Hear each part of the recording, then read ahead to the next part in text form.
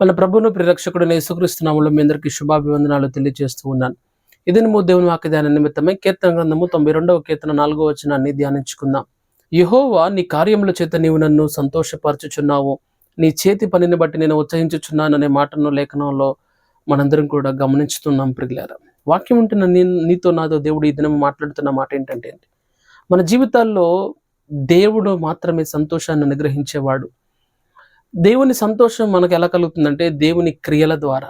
దేవుని క్రియలు ప్రతిదినము నూతనమైనవి. దేవుడు ప్రతిదినము మన పట్ల క్రియలను జరిగిస్తూ ఉంటాడు. కానీ చాలా మంది వాటిని వివేచింపక, వాటిని గ్రహించక, దేవుడు నాకేం చేశాడు అనే ప్రశ్నను కొంతమంది అడుగుతూ ఉంటే, కొంతమంది దేవుడు చేసిన కార్యాలను కూడా పొందుకొని, మేలు పొందుకొని మరలా దేవునికి కృతజ్ఞతలుగా లేక, దేవుని గుర్తించక, దేవునిని మహిమపరచలేని వారి సంఖ్య కూడా దినదినము పెరుగుతుంది ప్రియులారా.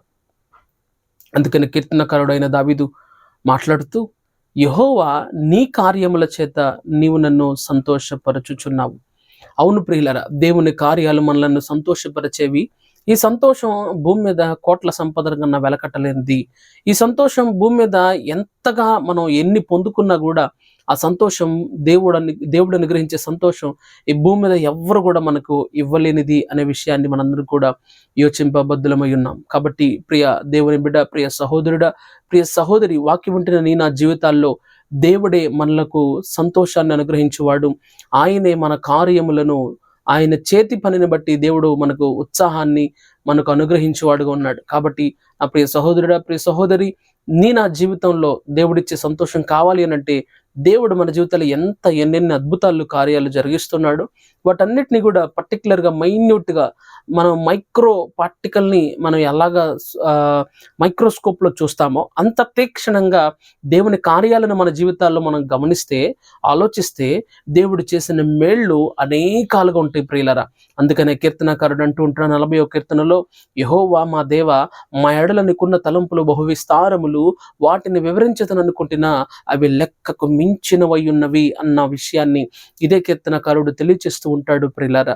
నా ప్రియ సహోదరుడా, బహుశా నీ జీవితంలో దేవుడు చేసే కార్యాలను నువ్వు గ్రహించలేని వాడుగా ఉన్నావేమో, నువ్వు గుర్తు పెట్టుకోలేని వాడుగా ఉన్నావేమో, నువ్వు లెక్క పెట్టలేనన్ని కార్యాలు దేవుడు జరిగిస్తున్నాడేమో.